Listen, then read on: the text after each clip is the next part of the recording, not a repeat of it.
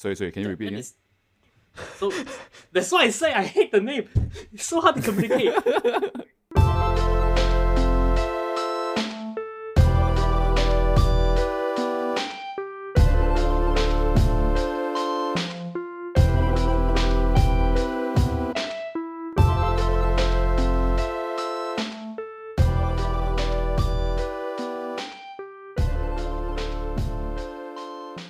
Hello, listeners. Welcome back to the Rojak Tech Podcast. Today, we have Stanley Lim, our special guest, joining us to talk about the Apple event for the M1 Pro / Pro Max line of laptops.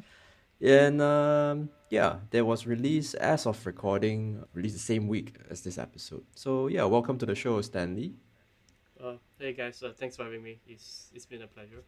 So, little known fact, Stanley and Morgan knows each other really well, and in a way, I know Stanley as well from again, our first company, rather me and Morgan's first company.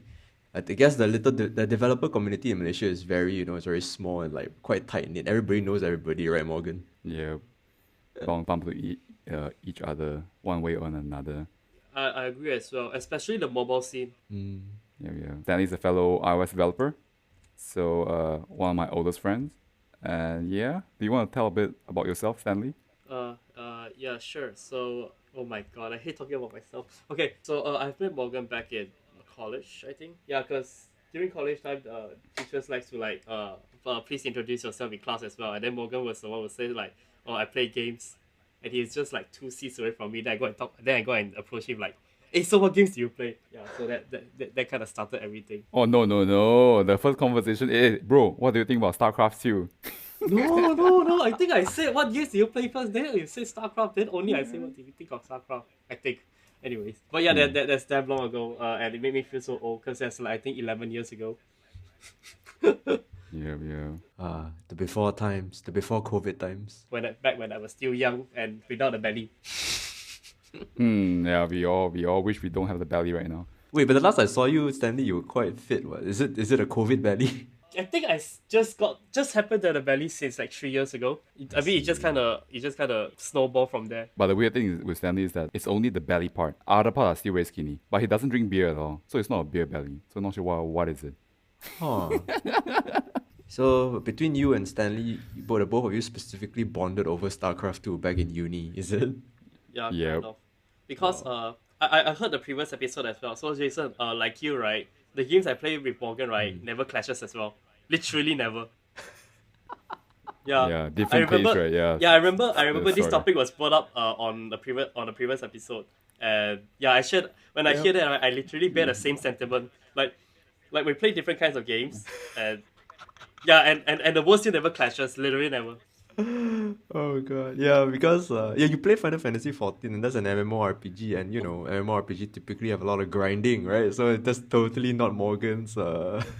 It's not his wheelhouse at all. No, I would say that's the case for MMORPGs, but I might not say that for 14 because 14 is designed very differently in the sense that it's an RPG first instead of an MMO, because at the end of the day it's a Final Fantasy game. See. But the way 4D design is more like a JRPG instead of MMORPG. So Right. yeah, it's just that there's a lot of misconception because it is still branded as an MMORPG. Anyways, yeah, let's get back to topic. Our guest is the one putting us on track. Amazing. Yeah. Mm. But there's the one big difference between me and Morgan in the sense that I like to stay in a game and live in a game, but Morgan is like, screw you, man, I'm jumping off different games. Yeah, so that's also probably another reason why me and him never clashes. Yeah, I'm the sort that play games where there's a beginning and there's an ending. But I'm sure that a lot of you saw a lot of photos Morgan takes in various video games, right? So that's why I've been really, really wanting to see what photos he can take in 14. That's why I've been really trying very hard to drink him into 14, at least for the story. I'm serious because I'm sure you guys know that he has specific albums for different games, right? So yeah. Recently just completed my Witcher 3 photo book for my travels, Jason. I saw. Wow. I saw. Geralt of Rivia, Witcher, and also Instagram blogger, travel blogger. Yep. To dive into the topic, If I'm not mistaken, according to Morgan, you Stanley were the first person who got Morgan into the Apple ecosystem to trap him inside the, you know, inside this Garden of Eden, right? Is this Uh, true? to be very honest, I didn't even know that I'm the one who dragged him in because like Morgan has been saying that he wants to get the bag for a very, very, very, very long time. So I'm just like the force that push like just do it, bro, just buy it, that kind of thing. Rather than me actually telling him, hey, Mac is awesome, get a Mac, kind of thing. Yeah, you're the enabler, lah, essentially. He's the first friend that I have that actually owns a MacBook Pro. I So during that time, he was just swiping every day. I was like, what on earth are you doing then? Wow, like you can do all of this. Yeah, Hot corners and spaces and stuff I like mean, not like a fun fact, but I know that a lot of people around me, or probably most people around me, their first intro to Apple's ecosystem is definitely the iPhone, right? But that. No, it's the iPod, man. there's no That's fair, ecosystem of actually. Yeah, iPod. it's mostly an iPod. No, but there's no during the iPod. The ecosystem is not really built to in a way like the iPhone is the one that Yeah, started as true, a because center, like the iPhone as a center hub, and everything just branches from there. That You're kind right, of you're thing. right. So yeah, Alright. but yeah, probably we can go with the iPod. But anyways, my first foray to the Apple world is actually the 2008 MacBook Pro. Yeah, the one where Jason, not sure whether you remember, it's the CD slot from the front one, right? Right, Stanley? Okay, this is a bit awkward, but it's been so long that I don't even remember if it's from the side or from the front. Hey, bro, No, because it's your first MacBook. for some reason, no, because for some reason my mind is telling me that it's on the right back, in the rear right. Is it? For some reason, yeah. Yeah. But Let now that I me mentioned Google. Let me I- Google it.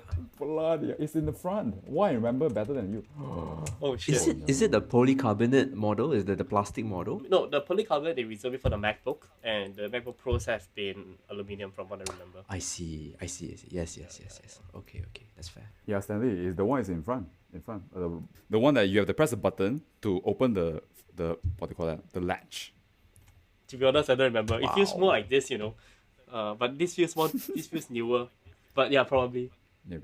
Yeah, I This don't is remember. very Right. interesting. But oh sorry, it's in the front. I saw it already. Never mind. Oh, yeah, Morgan remembers it better than me. But yeah, it's from the front right. Currently. No, that Yeah. just means, Stanley, that you made such an impression on Morgan. Like, whoa, a MacBook. Now I really need to get one. But yeah, it's definitely this particular model Yeah. because I actually remember the trackpad is still a single button instead of there's still a external button instead of a built-in glass. Oh my god, Morgan actually remember better than me, and it's my own laptop. Wow. And I do use the So- disk drive. I mean, back in the day, CDs for music is still quite popular. We all do, man. Back in the day, I used to use the disk drive. back then, we kind of don't have a choice, lah, Stanley. I mean, In the days, Yeah. in the days before cheap flash storage, right? Yeah, we don't really have a choice. So, Jason, which MacBook is your first MacBook? The 2015 13-inch MacBook Pro. Yeah. Wow. I got it at the time mainly to try out web development, but didn't really get that far with it. I ended up doing mobile development on it instead. But yeah, that was my first MacBook. I used it for my first job as well, and yeah, it's the MacBook that I had until 2019. That's when I switched to a 15-inch 2019 MacBook Pro, All right. which I got it for a ridiculously low price. I mean, okay, when I say ridiculously low price, it's like probably 2,000 ringgit cheaper than retail, and That's a lot. it's kind of sketch. Yeah, it's kind of sketch in the sense that I had to go to Lowyat. I go to top floor and it's in the back room somewhere. I can't remember who I texted, but I'm like, hey, if I don't send you a message in like 1 hour, call the police. Because it's too good to be true, right? But I looked at the guy's review and people's history and everything on Carousel, I think. Oh. It was legit. Everything was legit. And I went there, it was in a proper box seal and everything, and I opened it, I was like, yeah, no, this is legit. This MacBook has 500 gig, it has the Radeon, can't remember, 560X maybe. I can't remember what's the GPU model, but yeah, that was my first powerful MacBook. And I used that until like this year. Then I switched to a M1 MacBook Air. So yeah. Probably drop off of a truck. That's why they pick it up and sell it to you. So I asked the guy. I actually asked the guy how why is it so cheap? Like, you don't mind me asking, because this is a bit too good to be true. Because the warranty, everything checks out. The serial number all checks out. And he said that he there is a Bought from Hong Kong. no, it's from America. Funny enough, so he said that Apple America has this how you order something, and then you can pick it up at a store and whatnot, and some Yep. people they order online and whatever, and they ended up not picking up it up at a store. Order meaning just place an order but haven't paid yet, if not something like that. Oh. So then these are considered like extra stock. Yes, they could sell it, and I think this guy's brother or cousin or something sort of like I don't think steal lah, but like has like a side hustle kind of thing whereby I don't know, somehow he can get this old stock, so called, at a much cheaper price and sell it back as for a profit. So Oh. I don't know how true any of this is, and I didn't bother to ask that much. I'm like, okay, yeah, man, I got a MacBook 15-inch for 2,000 ringgit cheaper. I'm like, yeah, I don't care. I don't care. Yeah, it's not stolen. Because that Apple, if a device gets reported as stolen, Apple will just break the device essentially, right? So Oh. it looks legit to me. So yeah. There's not even hardware dents or anything, right? Even the external looks new, is it? I assume. Perfect. It wasn't refurbished at all. I can't remember how I checked for whether it's a refurbished unit or not, but zero problems with the unit. I was like very very impressed. So yeah. That's All right. I think my first MacBook is back in 2011. I still remember how much is it? 5,611. Well, very down to the okay. I don't know, like that time when I bought this is really expensive, right? During that time, and then I told my mother like, so I'm gonna have this MacBook, and it's gonna follow me until my first job. And turns out this is the MacBook that I got my first job as well. Nice. So yeah, that time was like with the laminated screen, the one with anti-glare one, and then 15-inch. And during uni assignments, I'm the only MacBook user. I'm also the one that doesn't bring a charger at all because the battery can last a long time. Oh, that's a flex, man. Not having to bring a charger to uni is like check my MacBook yeah. out. Oh, Windows. What? How long is the battery life? 2 hours? Oh. Yeah, boy. and the thing is, their laptops are thicker than us. Yeah, man. Oh goodness. Yep, yep. Laggy also. But I feel like Peasants. saying this. Morgan was saying that Yeah. 5,000 for a MacBook Pro was expensive back in the day. But look like, I mean, this is related to our topic. Look at the price of our starting price of our MacBook Pros right now. The MacBook Pro, there's essentially two M1 chips that came out, right, in this event. The M1 Yeah. Pro and the M1 Max. So yeah, what are your thoughts on it? I guess Morgan. Me. It feels like they are just using the same M1 architecture, just giving it more cores. So it's like bigger chips and stuff like that. So it feels like, I don't know how to say. I feel like it becomes very complicated right now to get to decide what chip to go with. Yeah, that's all I can say. Because now for the 14-inch and the 16-inch MacBook Pro that Apple is selling right now, you can configure to use both, either the Pro chip or the Max chip. So yeah, now comes to what's the difference, right? So there's a chart that someone compiled. You can look at the photo, the white chart one. Yeah, I think there's like the comparison between what's the difference between the M1 Pro and M1 Max. I think the difference between the recently announced Pro and Max chip, right, is that they have more performance chips. So right now, Jason, you're using the MacBook Air, right? Yep. So The base M1. yeah. So on paper, it should be twice as fast in terms of CPU power, but I think a lot more times in terms of the GPU. But one thing I'm not too sure about, the selling point that I keep talking about the memory bandwidth, right? Where the Pro, it's 200 gigs per second, right? Yep. Where the Max is 400 bandwidth per second.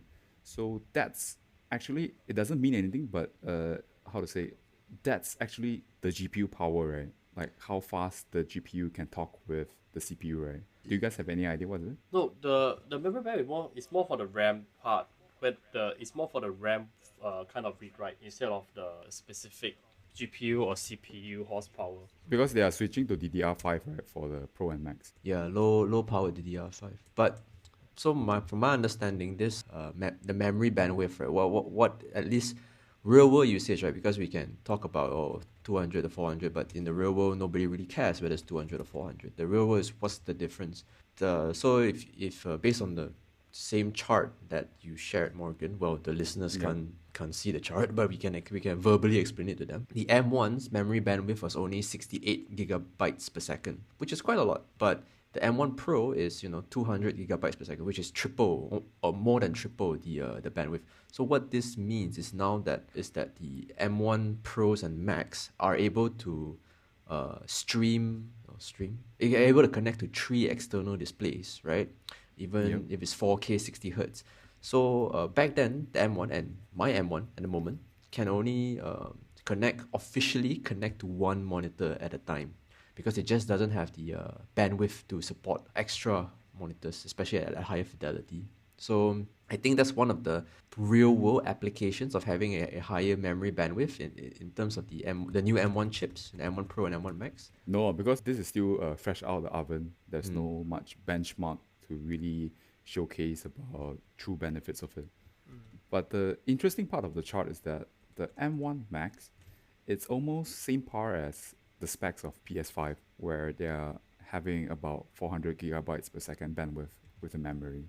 Like, would that be saying that the M1 Max is as powerful as PS5 in terms of raw power? I wouldn't say that because what bandwidths are essentially they're just lanes on a highway, right? It just has more lane. Yeah. Yes. But if you don't have enough traffic, you don't have enough data going through it, then it wouldn't really matter that much as well. Of course, we are all just speculating here because I think there's still an embargo. I'm not sure the embargo for the M1 Pro and M1 Max in terms of actual performance benchmarks and everything. Yep. But I think it's fair to assume that it's going to be fairly powerful, because if I'm not mistaken, I actually saw somebody speculating that the M1 Max is rivaling a NVIDIA RTX 3080's graphical performance, and that's a lot. That's a lot of graphical performance. It's speculation, but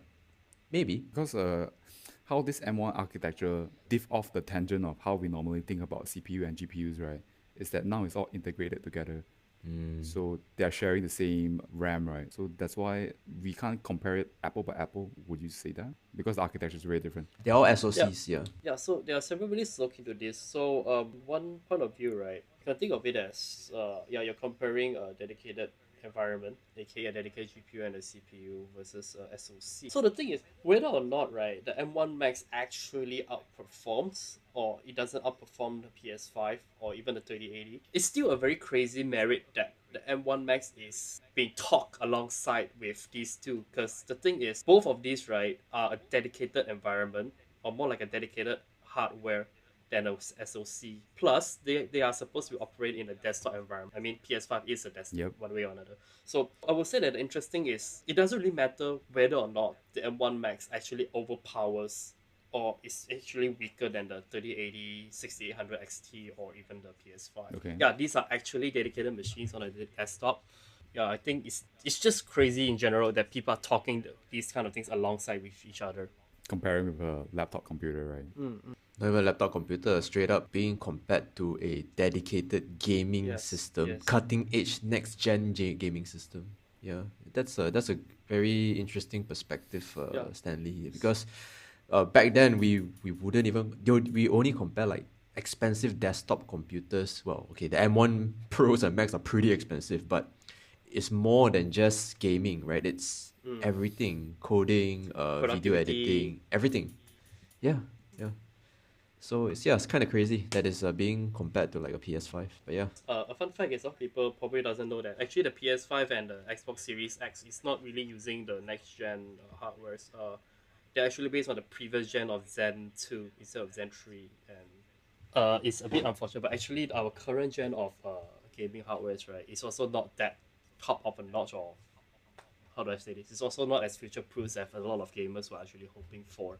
I Alright. think I feel like that it's a bit of a tangent, but I feel like that's because of maybe it's because out of fear of the PS3. Remember, because PS3 was probably very cutting edge during its time, right? It was probably one of the most cutting edge. Yes. But Yes, PS3 quite crazy. because it was so cutting edge, people were afraid to invest in Blu-ray technology at the time. You know, studios couldn't get a hand on a PS3 development kit, and so the But another contributing factor also because it pushes up the hardware price, right? No, PS3 has been $500. Basically, in the early days, PS3 was selling as a loss. Correct. It wasn't a very good seller. Like you compare it to the PS4, PS2, PS3 was actually very weak as a console. So maybe I don't know. Maybe Sony is a bit afraid of that. They don't want they don't have a repeat of a PS3. That's why PS5 they're like, you know what? Let's not go crazy with our technology. Maybe I don't know. But yeah. The M1 Pro, the M1 Max, I guess. What are your thoughts about it, Morgan? Like, we've talked about the specs, the differences in terms of like the basically double CPU performance compared to the original M1 and multifold, of GPU performance to the M1. But what do you think about this whole thing?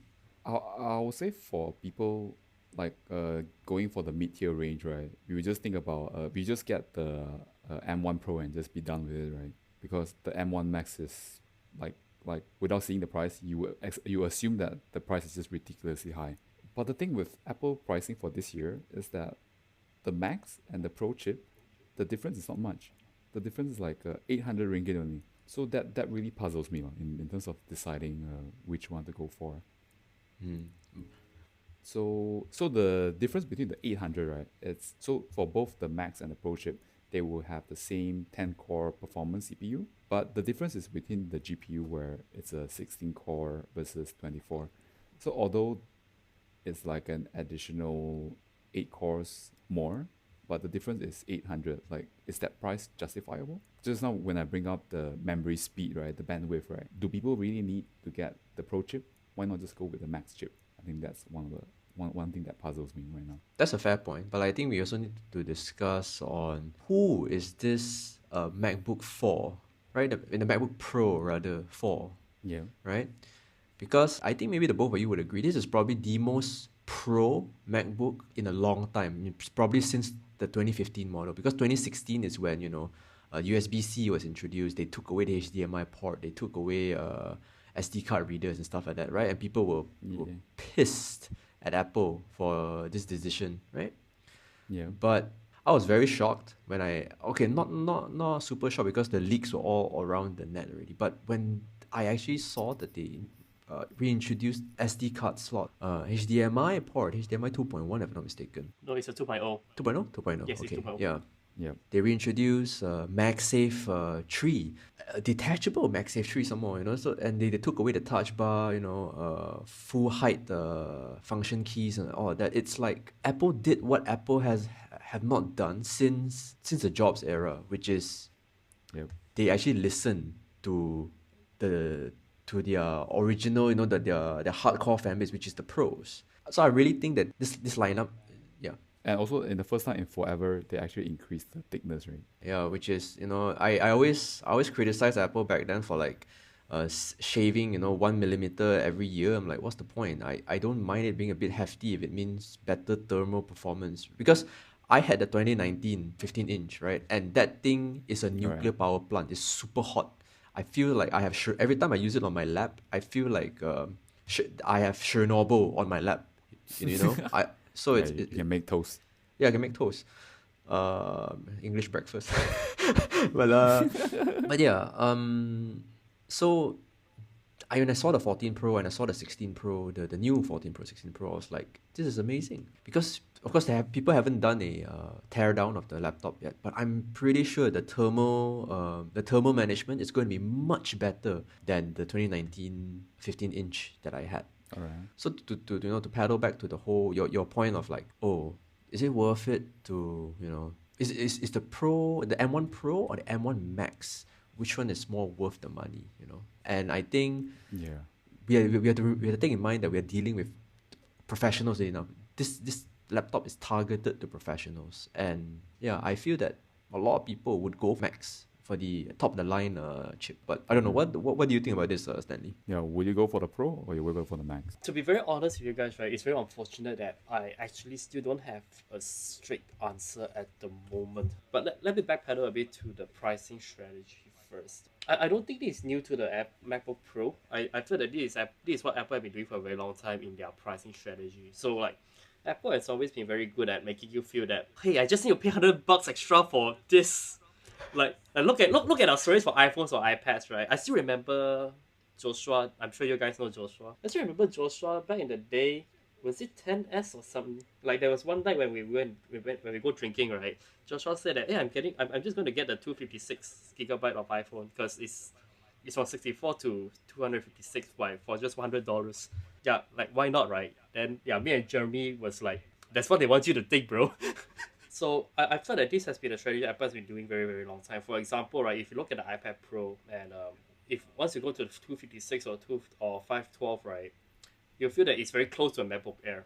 And then it will be thinking like, oh, why not I go to a MacBook Air? And so basically it's a chain of events on how strategic they always price their items to be. So yeah, while I do agree that and this is exactly why, to answer Jason's question, is I still don't have a strict answer on what I'm going for at the moment because the pricing strategy is just too good. Because okay, I'm actually considering the mid tier 16-inch. When you say mid tier, yeah. The middle one without the Max. So the Pro, okay. With the 16-core GPU and 1 TB storage and stuff. I still remember, I'm not sure if I told Morgan, a few months ago, right, actually during my workflow, right, my Mac actually has been screaming to me that I don't have enough RAM. My 16 gig is running out, as code and all. Yeah, I think I remember telling Morgan about this as well. So it's very obvious that for the next 5 years or so, I need a 32 GB of RAM. But if I take the middle tier of 16-inch and I get the 32 gigs of RAM, the price difference of that versus the Max is like so minimal. Which, again, it's a pricing strategy kind of thing, which I'm really wondering whether or not I should just go to the Max or not as well. But long story short, I still don't have a clear-cut answer on which I'm getting. All right. So talking about the topic of RAM, right? Jason, your MacBook Air, right? Is it using the 8 gigs or the 16 gigs RAM? No, I'm using 16 GB. So my MacBook Air, I paid 5.5. I think I can't remember how much exactly, but I have the 500 gig as storage model with the 16 gig RAM. So I upgraded it by myself. I add on during checkout.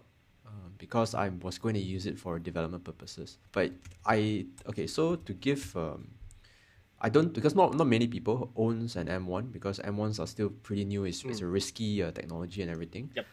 And I was, so this is me speaking from an M1 owner perspective. And I told Morgan this as well. Like, I do my development on my M1. So I do Android development, right?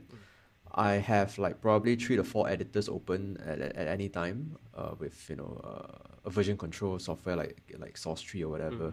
And I also have emulators running, like Android emulator. My Android emulator boot up in under 30 seconds. It's optimized for ARM, obviously, but this is to give you an idea. Like M1 MacBook Air is it's already doing all of these things that my 15-inch 2019 MacBook Pro could not do. You know, like if I fire up an emulator on my 15-inch MacBook Pro, it will run, and it will run quite relatively fast and quite performant, but it will burn everything on the desk, and it's like a jet engine, with the fans. Yeah, and mind you, my MacBook Air does not have a fan inside of it. It's a fanless device. So in Morgan's point of like the M1 Pro is enough instead of getting the M1 Max. It's actually a very good point, It's I don't think anybody, any developer, any creative people have had this much power in their lap before, As I'm saying this, I guess I kind of have to agree with you, Stanley, because like,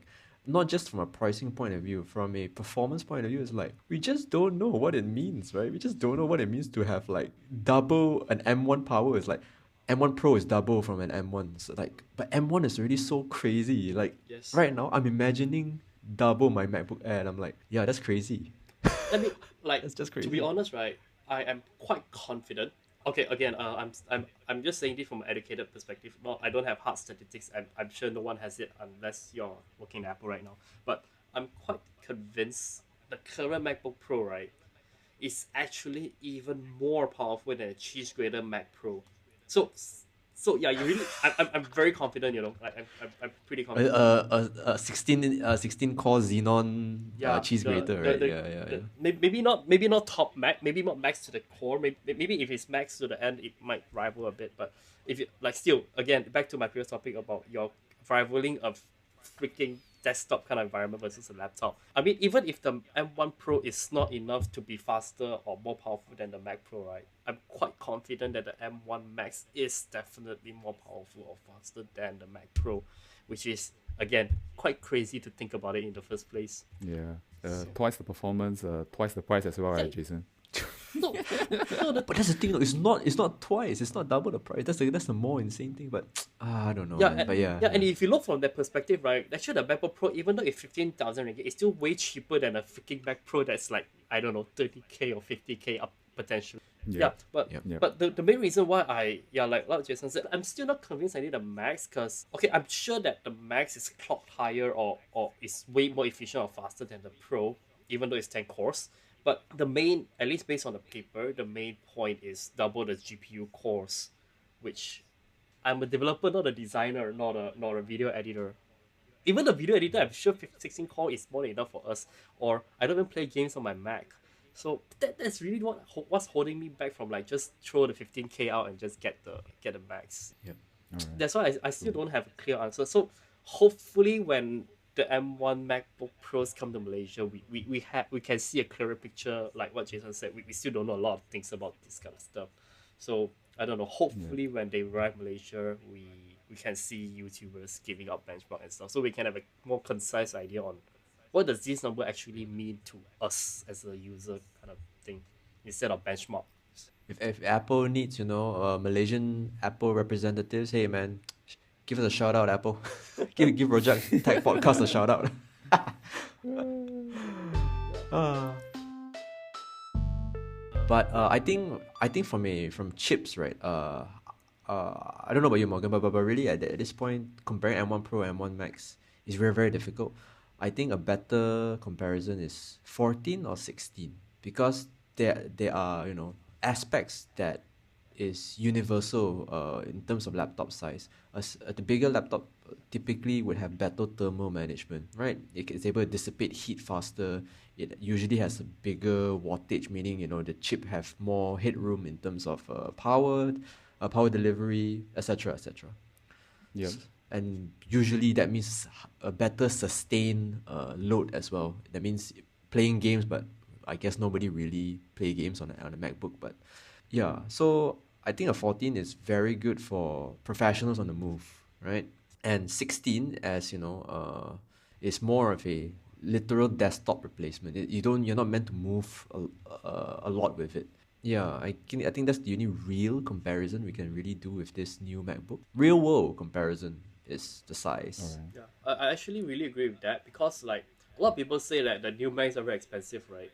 But I would actually argue that the base 14-inch is actually a pretty good value, because it starts out at a 512 SSD and a 16 gigs of RAM, and we all know that the baseline of the smaller MacBook Pros has always been 8 gigabytes and 256. Yeah, so even though the price increased, right, they kind of offset a bit with a very more humane spec, I would say.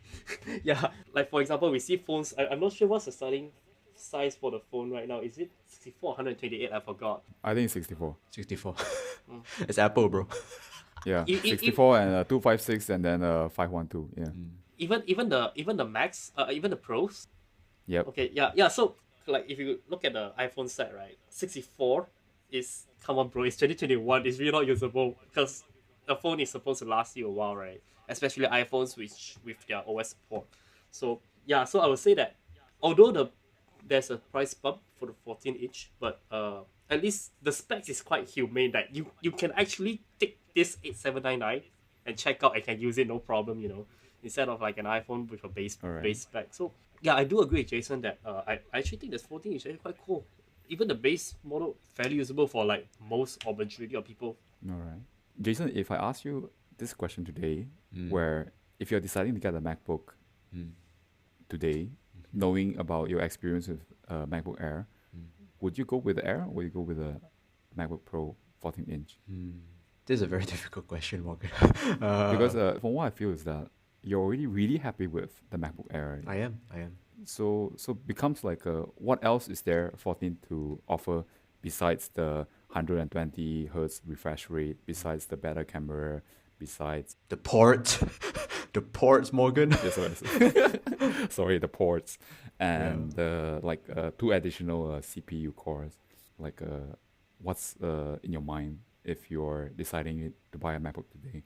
Okay, so the assumption that I'll be making here is that I have the knowledge of the knowledge and experience of a MacBook Air, right? The M1 Air. Yeah. And if I look at this, this is going to be very controversial, but I will not look at it from a performance point of view at all, because right now my Air beats any computer I've used so far. And In terms of the portability, no, or in terms the of performance. Performance. like Yeah, in general, portability, performance.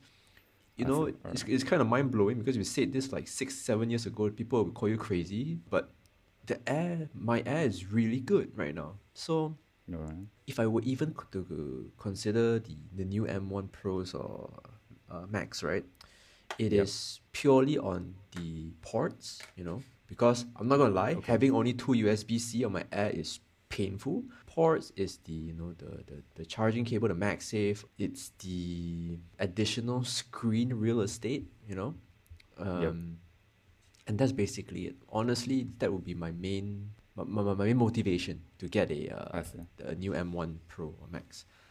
But Alright. but are these motivation Because enough to fork out 8,000? Okay. So so if you're asking me now, like, would I change from my Air to a M1 Pro? No. Sorry, for a 14-inch M1 Pro, definitely not. No way. It doesn't justify at all. So to me, it's sort of like the same argument of like if you own an iPhone 12, there's no point upgrading to a 13. Yep. But But if there's no Air, if there's no Air, the right? 14 would be a strong proposition. Yes, I would argue with this lah. Because Stanley mentioned, the base MacBook, 14-inch MacBook, M1 MacBook is 16 gigs of RAM, 500 gigs of storage. That's all you need. That's all most people need, to be very fair. And again, I've been using 16 gig for all my development purposes for the past 7 months now. Perfect. Okay. Zero problems. All right. And Yes, yeah, yes. and I would like to chip in here. Jason, you mentioned that a lot of people may think you're crazy that performance doesn't matter, right? I want to say that I really agree with you, because the thing is, I think a lot of people put too much weight on raw performance The numbers, in right? this day and age. Yeah, no, because no matter what, right, you need to understand that this is the latest architectural chip. So it can't suck, right? If you look from the perspective, it's like, for example, every single year Apple has been saying, oh, our iPhone is 30% faster. I mean, we all know it's either 30 to 50%, like, but yeah, even though it's 50%. So let's say the iPhone 14 Pro Max is going to be 50% faster than the iPhone 13 Pro Max. But let's face it, like, who the heck cares? I'm not even kidding. Who the heck cares? Like, because our hardware has been accelerated to the point every single year or every other 2 years, to the extent that the number is very arbitrary. Like, for example, I'm just going to exaggerate here a bit to make my point. So, like, for example, if you earn $1 trillion versus you earn $1 billion every month, does that really make any... I mean, okay, it obviously makes a freaking big difference. It's like, iPhone 14 Pro Max is going to be 50% faster than the iPhone 13 Pro Max. So, of course, earning $1 billion per month versus earning $1 trillion per month is a freaking big difference. But in the real world application, does that... Yeah. That like when the numbers go Practically doesn't make a difference. yeah, when the numbers go too high, right, the value is end up just being a very abstract number. It's not even a number we can imagine. So yeah, actually, like I agree with Jason that the numbers in the course or the number of performance, right, it's actually moot to like 90% of the people out there, to be honest. I'll make a short comparison. Like, you know how Android phones, they say, oh, 16 gigs of RAM, 50 megapixel camera, but at the end of the day, they still get crushed by an iPhone. Not just on synthetic benchmarks, on most benchmarks, like real world performance, iPhones is just much smoother, And I'll probably get a lot of flack for this because I'm an Android developer, but I'm sorry, it's just facts. Its optimization is better than just raw performance. It's just a fact. And M1, the M1 Pro or Max, yeah, there's definitely a difference between the Pro and Max, and even to the M1. But it's at this point it's so It's performant so that hard to justify the numbers. yeah, I think okay. So if you're okay, here's Jason, 2021 official recommendation. If you're actually earning money, you're using this Mac to earn money, I would probably splurge to as much as I can go, right? Because even if it means 1 minute faster rendering times, 1 minute faster compiling time, that is 1 minute save over multiple, Every time you do it. correct. So you're saving time, and time is money when it comes to work, right? So that's my official recommendation. But if you're just getting this for, I don't know, for My Instagram machine. then I would never recommend getting this lah, bro. But for the sake of okay, for semi-professional work, like you do hobby stuff and whatnot, I would say the Pro is good enough. At least in the context of the M1 Pro and M1 Max, the M1 Pro is perfect. The 14-inch is perfect. All right. But yeah, what are you planning to get, Morgan? Because you are the one that's planning to change a laptop. So excited. Yeah. Let me tell you what's in my mind right now. Either I go all the way to 16 max, or I get the max out Air. Oh, wow. Okay. I still feel like Air is still a strong position, I would say. Very strong. I can wholeheartedly agree that it's very strong. Yeah, like the ports part, yeah, sure you can get an adapter, but the Air in terms of the portability and the performance, where like even Jason using it as in for his development work, he's more than happy with it, and performance just doesn't come into his mind. And it's always been a dream to use the Air for like doing everything and anything. Yeah, I either go all the way 16 max or the maxed out MacBook Air. So what do you guys think? Well, that's two very different beasts, lah, Morgan. Yeah. Okay. It's Put it this way. I'm looking at the Apple website now. The spec'd out 16-inch is 14.8k ringgit. 14,800 ringgit. And No. The specs are when I mean like maybe 32 gigabytes for RAM and 1 TB for storage. yeah, that's what Yeah. Jason is saying. It's That's what Jason is sorry. yeah, it's 14.8. It's a 14K, 14 plus. Yeah, Yeah. so Yeah. you're literally forking out like 9,000 plus. The difference, right? That is 9,000 between the Air Yes. and the 16-inch. But if you ask me, right, honestly, I think because the power will be insane. the power difference will be so insane. So yeah. Because the way I see is that if I get a 14, the difference is not much. Like in terms of the Yep, price, like yep. you might as well like just pay another 1,000, pay another 800 ringgit. But this is what Apple is trying to make you to think, right? Also, if you look at the base 14 versus the spec'd out 16 that you mentioned, right, the price Yeah. is still like 80% difference. You know, Yeah. Actually, yeah, Stanley has a point. Because You mean between 14 and 16, right?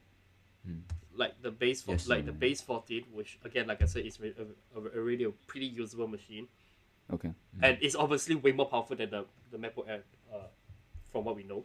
I see. Versus Alright. the spec'd out Max M1 Max MacBook Pro. I hate the name. It's still like a freaking 80% kind of price difference, and that's a fairly substantial amount of money. So we're talking about the higher spec 14, right? And in comparison to the M1 Max that you're talking about, that you're going all the way. No. When I say all the way, sorry, let me clarify. The all the way is also 32 and 1 TB. Yeah, that's all the way. Oh, when I say all the way, I don't mean you spec'd out. No. When I say all the way, I don't mean you spec'd out the RAM to 64 gigs Wow. or 4 terabytes. When I say all the way, no. When me and Jason say, I know that I'm pretty sure Jason is on the same page as me. When we say all the way, we're talking about the highest trim instead of like yeah. clicking max everything just for the sake of flexing. Bro, we are But- not MKBHD, bro. So when me and Jason is talking about all the way, we meant the highest trim instead of NKBHD ING. Anyways, Okay, alright. if you look at the all the way 14-inch, which Yep. is 10K versus the all the way 16-inch, right? It's still a 40% difference, and again, that is still a fairly big amount of money, and Yeah. then you can top it up with Jason's point earlier, which you have a sensible, humane port availability. and everything and the MagSafe and all compared to an Air. Because Alright. Jason's point is because he already has an Air, so the bump is not that significant to him. But for people like you, 14-inch MacBook Pro is like what Jason said earlier as well. It's a fairly good deal. Yep. Alright. I see the point where even you add an additional 40% of the price to go 16, the performance you might not get as much out of it, right? So like I think it goes back to what Jason is talking about earlier as well. So the main problem is actually whether or not you need a 14 or you need a 16 Alright. kind of thing. Okay. I have one more point, one very real world point to bring up for you, Morgan. If Yeah.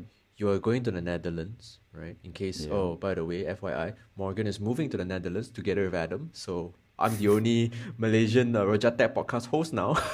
but okay, so you're going to fly to the Netherlands. So it means you're going to Yeah. go through airport security, and they will ask you to take out your laptop. And trust me, when I flew with my 15-inch MacBook, it was a pain in the ass, man, to take it out of my bag every single time. So yeah, just something to consider. I see. Alright. The way I see it is that since I'm there, right, should I get a bigger one? No, It's no. more To, like to be a- fair, that's the same exact argument I made for myself when I was in Japan. Like, if I'm going to be in Right. Japan working here and this is my primary computer, should I get a bigger Yep, one? yep. And my answer is yes, but I kind of regret it, to be really honest with you. So yeah. Alright. Okay. But I think that this also depends on your workflow, right? Like if you have a sidecar, if you have multi-display, or I have friends who work with their Mac in 100% clamshell mode. So in that case, it probably doesn't matter that much if you're 16 or 14. But if your workflow depends a lot on this main primary screen, I mean, in that point, it probably make more sense for you to go 16. Okay. Alright. So Yeah, it probably depends on the workflow. Like in my case, I depend fairly a lot in my primary screen. It's unfortunate, but I don't have a multi-desktop setup, and I don't have sidecar.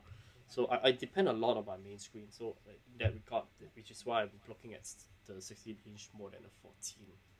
Okay. I get you. Yeah, Jason, whatever we just talked about, right? What if it's not launched in Malaysia by the time before I fly to the Netherlands? Well, Impossible. then Impossible. then the clown music plays. Then that's cooler. You can buy it in Netherlands Apple Store. Then don't need worry. You can whack at whatever you want. Already. Cheaper lah, here cheaper. No, in Netherlands it's more expensive. Yeah. Yeah, it's way more expensive. No, I mean you have the complete Apple Yeah. experience. But yeah, I'm pretty sure that's impossible. I mean, Apple has been doing exceptional job in their logistics. Yeah. I'm willing to bet one machine with you that you will definitely be here before you fly. Alright. Okay. Ooh, that's okay. You heard it here, folks. There's a bet going on. I mean, let me rephrase. It'll be available in store. Whether or not maybe the shipping delay or something that he can receive it, I can't say. But I'm pretty sure that Morgan, you can definitely order it, definitely way before you fly. Alright. Yeah, because I was like, shit, like whatever we talked about and all the hype and all that, and then like, oh yeah, it's not available in Malaysia yet. Let's get a Mac. Let's get the Air then. Then this brings up a very interesting question. So like, if by the time you fly, right, this is still Yep. not around, would you just buy one there, or you just like you said, just suck it up with an Air and move on? Yeah, I'll suck it up with the Air. Interesting. Interesting. Yep. Alright, so I think points are being made. I think it's pretty clear that the value proposition with the 14 and the 16, the Apple marketing trying to push you to get the 16, it's there. It's always been there. So yeah, I think the recommended thing that we all can agree on is that I think for the 14 Pro, I think everyone should be more than happy since we are no MKBHD and all that. Yep, definitely. And I don't think I have been this excited over a MacBook launch in a very long time. This is the ports won me over. I'm not gonna lie. So yeah. So you see the interesting thing, right? Like Apple removed all the ports for the Touch Bar Mac, and like you see that Dell or HP everyone is following it, right? Like most, if not all laptops now, only has USB-C now, and now Apple is bringing back the ports, right? Then the computer is like, oh my god, shit. This is Cyberpunk 2077 mind games that Team Apple is playing with everybody else. It's like, aha, psychs. Yeah. Cut your plagiarizing in 4K, bro. No, serious. It's very funny. Like most laptops I see now, even actually before the podcast, I actually go and check again. Like what is the market actually selling now? And I saw the XPS. There's only USB-C ports as well. So basically, like it's an Apple trend. Like when Apple do something, everyone shit on them for like a while, and then they just follow suit. So yeah. So now that it's a very interesting thing that Apple removes things and they put it back in. Then yeah, we'll see people. We'll probably see Windows laptops soon with more ports again. Yeah. But Jason, I'm not really excited about the ports though. I feel like since I have an adapter already, and it's like I rather have more USB Type C ports rather than the HDMI port. I think the card reader could be really useful because I think the market has not moved fast enough where SD card 10 years ago has been using SD card. Right now it's still using SD card. And I feel like adding back the SD card would still bring value.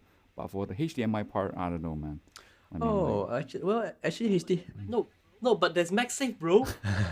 I actually don't have a good experience with MagSafe because my charger always breaks, always cao da, always burn somehow. You see, that's why Apple thought ahead. Detachable MagSafe, so you can replace your cable, Morgan. Yeah. Team Apple thinks of everything.